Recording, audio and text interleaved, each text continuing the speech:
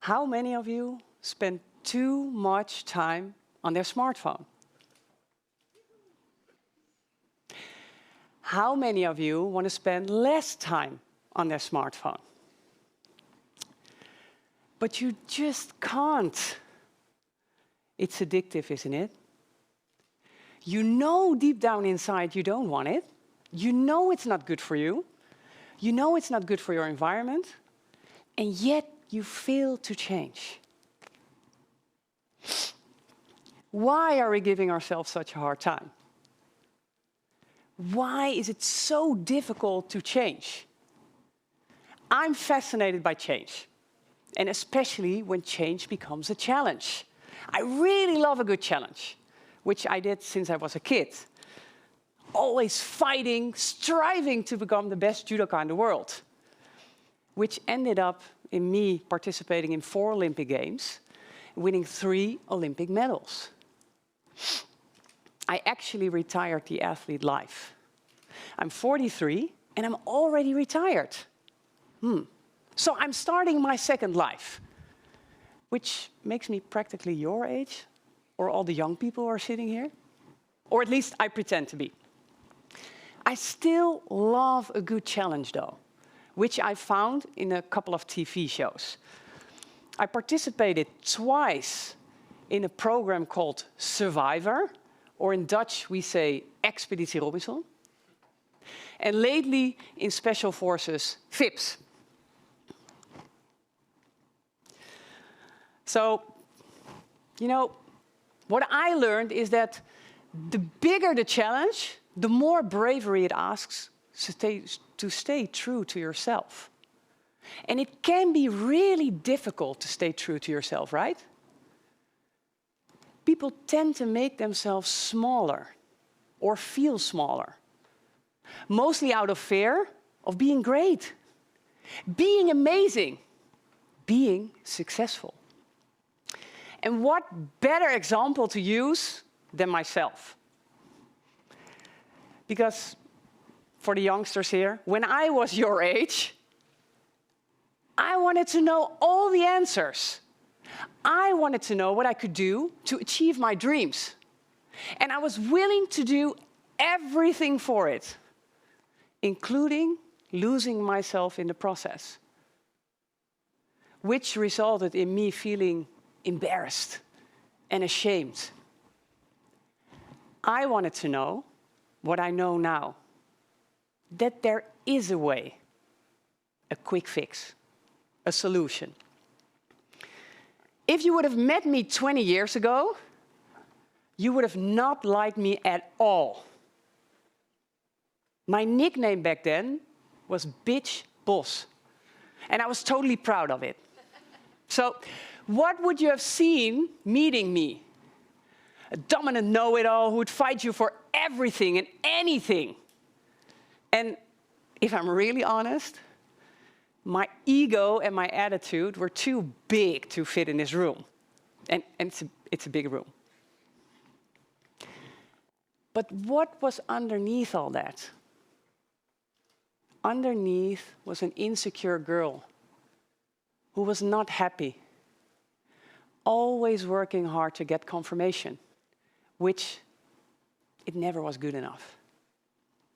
I was unhappy, and it made me never stand still, distracting myself with my smartphone, focusing on other people, having big opinions about them. And back then, when I faced challenge, I had my strategies. I worked my ass off, I put up a fight, full-on resistance, and okay, I won a lot of medals. But in the end, nothing really changed. Always working hard, but how I wanted to be seen. Always thinking about what people expect of me. So I always felt deep down inside that I wasn't really living my dreams. My first epiphany came when one day somebody asked me the question, Edith, how did you manage to get yourself here so unhappy? This question changed my life. It was the first time that I realized I was the one creating it. I was responsible. So,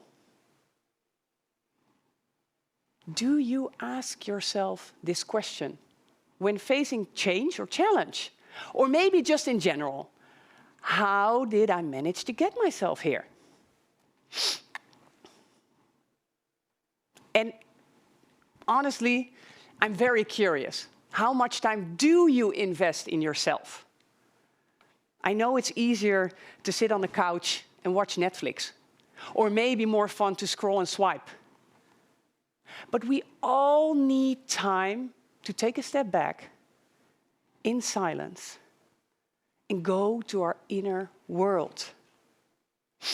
Two other great questions that you can ask yourself is, what do I want? And who do I want to be? And as bitch boss, I asked myself these questions. And the only answers I could come up with were things that I didn't want. I didn't want to feel unhappy. I didn't want to be insecure. And hell, I didn't want to be bitch boss. So I didn't have answers. And good questions deserve good answers. You deserve good answers. So I needed more time, more experiences to answer the question, what do I want? And who do I want to be?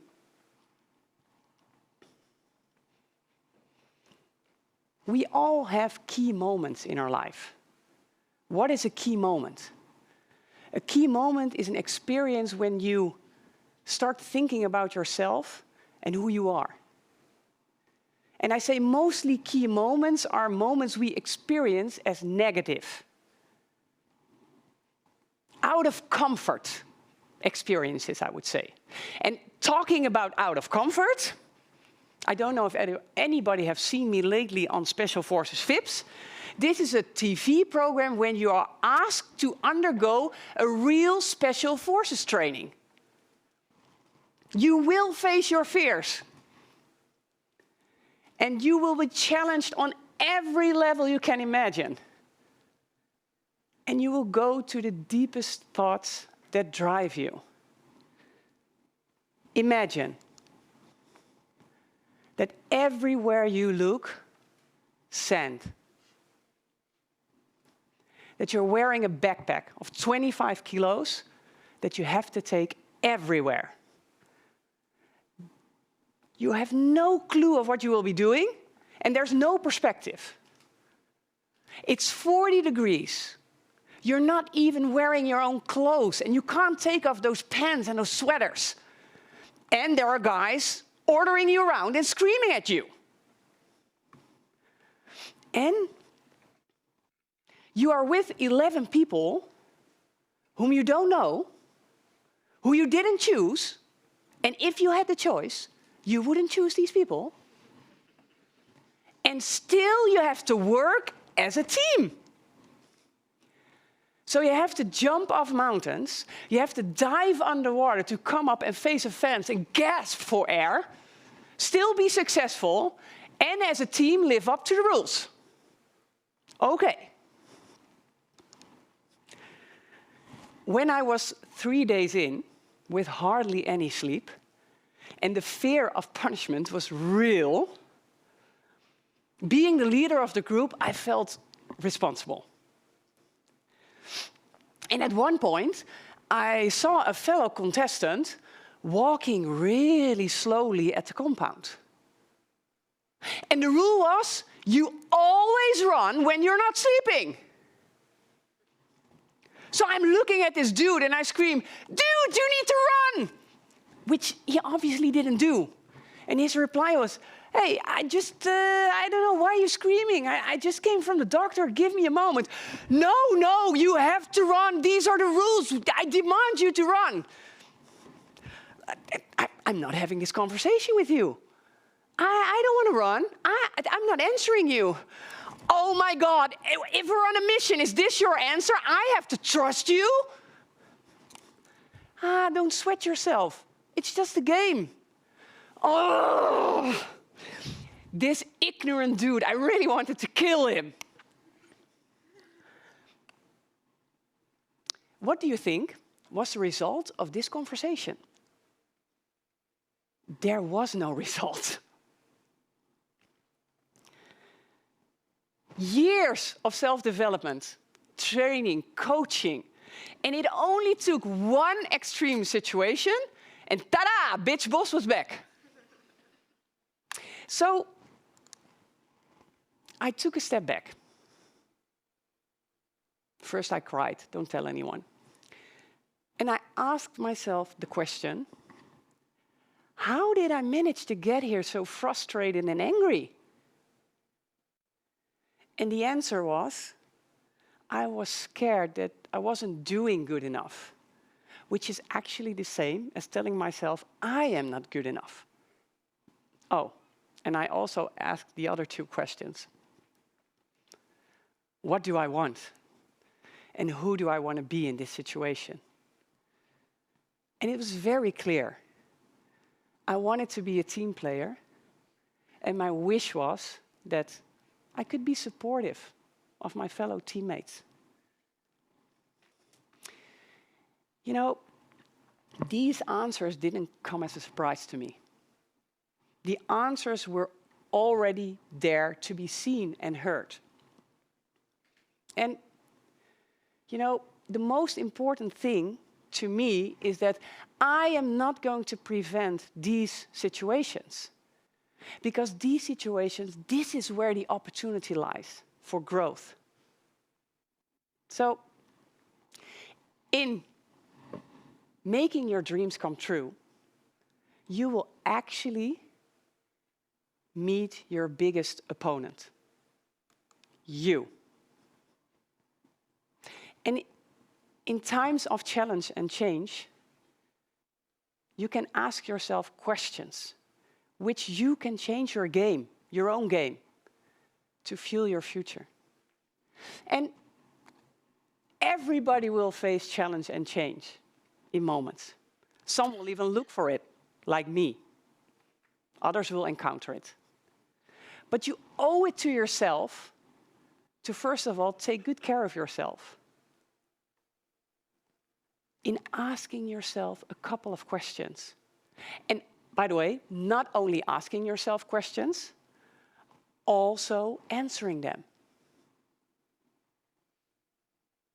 And it's funny because if you think now, I don't have time for this, think again. Take time. Use it. Because in the end, it's all about choices. So, the first thing is, are you brave enough to put your phone on silent mode once in a while? And ask yourself a couple of questions and answer them. Because you are investing in the most important tool, you. So I want to wish you a lot of change, a lot of challenge, a lot of questions, and even more answers.